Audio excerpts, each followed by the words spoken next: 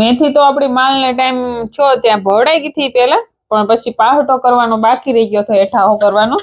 તો અત્યારે એમાં લીધે ફોતરા ને આખી મેથી છે ને એ આવી રીતના ઉપડે કરીને આપણે બહાર કાઢી નાખશું, જેટલા નીકળે એટલા. પછી પાછો આપણે એને સાળી નાખશું, એટલે હાવ ઝીણો પાવડર નીકળી જાય અને ઉપરની બધી ફોફી પણ નીકળી જાય. કેટલો મસ્ત થઈ ગયો પાવડર.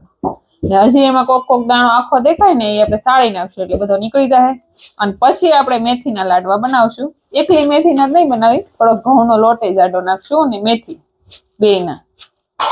અને જેનિશા જો લેશન કરવા બેહી ગઈ છે, જો એ હાવ જેનિશા લેશન કરવા બેહી ગઈ છે અને બા શાક સુધારે છે. શાક તો નથી કરવાનું, ભાત વઘારવાના છે, વઘારીયા ભાત ખાવાના છે. એટલે બા બધો મસાલો બનાવશે, ત્યાં હું આ મેથી હારી કરી નાખું એમ.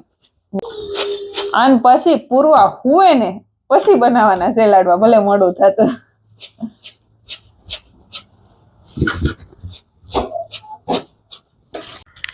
તો આપણે મેથી ભવડાઈ ગઈ છે અને સળાઈ પણ ગઈ છે. મસ્ત પાવડર એકદમ રવા જેવો કણકીદાર થઈ ગયો છે. એકેય જરાય ફોતરું નથી રહ્યું. હારે 2 ભાગનો આપણે ઘઉંનો ભાખરીનો જાડો લોટ આવી લીધો છે. દેશી ગળ લીધો છે, ગુંદા, ટોપરું, બદામ, કાજુ, દ્રાક્ષ, પીપળું ના ગઠોડા અને ધોળા તીખા અને હોઠ ને ઘી ગાયનું. તો બનાવી નાખીએ હવે આપણે મેથી પાક. તો આપણે પેલા મેથી શેકી નાખીએ. પેલા મેથી પછી ડાયરેક્ટ જ ઘઉંનો લોટ નાખવાનો છે. પેલા મેથી નાખવાની છે, કારણ કે મેથીને જેટલું બને એટલું શેકાય એટલી સારી બનશે લાડવા. તો મેથી આપણે ઘીમાં શેકાવા માટે મૂકી દીધી છે ને. પાછળ જ આપણે ઘઉંનો લોટ તરત નાખી દઈ, જેથી કરીને લોટ અને મેથી બે શેકાઈ જાય.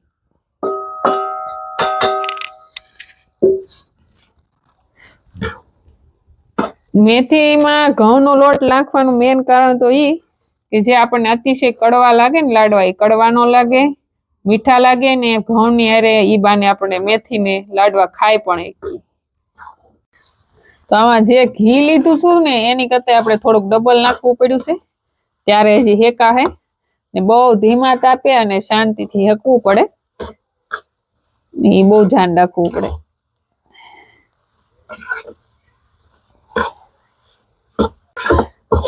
લોટ આપણો મસ્ત હેકાઈને ફૂલી ગયો છે. તવી તો એકદમ ઢીલો હાલે છે એટલે ખબર પડી જાય. અને મેથી પણ હેકાઈ ગઈ છે અને ઘઉંનો લોટ પણ હેકાઈ ગયો છે મસ્ત. એટલે ગળ આપણો દેશી, એમાં કઈ પણ કેમિકલ વગેરેનો છે એ નાખી દઈ.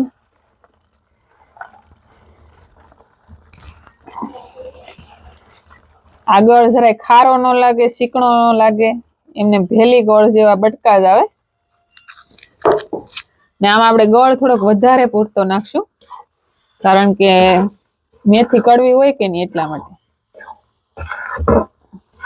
તો આપણો મેથી અને લોટ બધું શેકાઈ ગયું છે મસ્તીનું. હવે આપણે એને સોકીની અંદર લઈ લઈએ, કારણ કે તવલું હકડાય પડશે.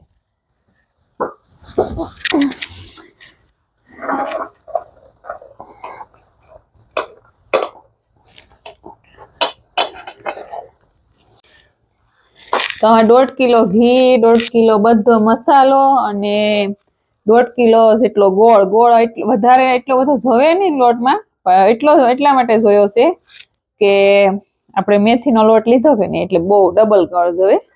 પણ તોય આપણે હામો ખાલી 1.5 કિલો જ નાખ્યો, વધારે નથી નાખ્યો.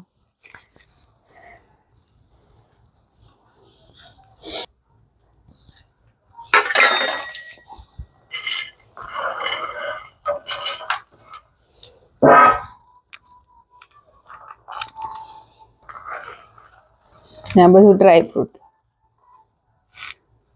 કારણ કે આમાં મેથીનો કરકરો લોટ આવે એટલે પતિકાય પડે, પણ પતિકા કરતા લાડવા બનાવી તો વધારે સારું પડે.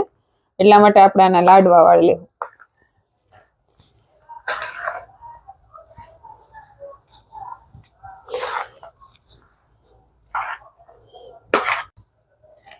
તો આપણે બધું મિક્સ કરી દીધું છે અંદર. ટોપરું, ગુંદર ને જે કાંઈ નાખવાનું હતું એ ને હવે બનાવવા મળી મસ્ત લાડવા. તો પેલા તો નનકો એવો બનાવ, ગણપત દાદાને ધરવા ને કાનાને ધરવા.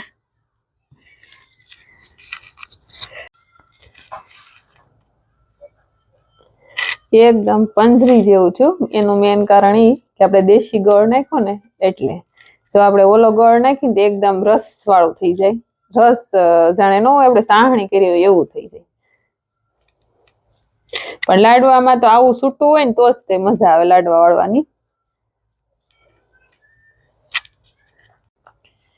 તો આપડા એટલા લાડવા વળી ગયા છે ને હવે એટલું આપણે આમ પંજરીની જેમ છૂટું રાખશું જેની શુભમ ની માટે, કારણ કે નાસ્તામાં લઈ જવામાં સારું પડશે. અને કિશનભાઈ માટે લાડવા વાળીને મૂકી દીધા છે.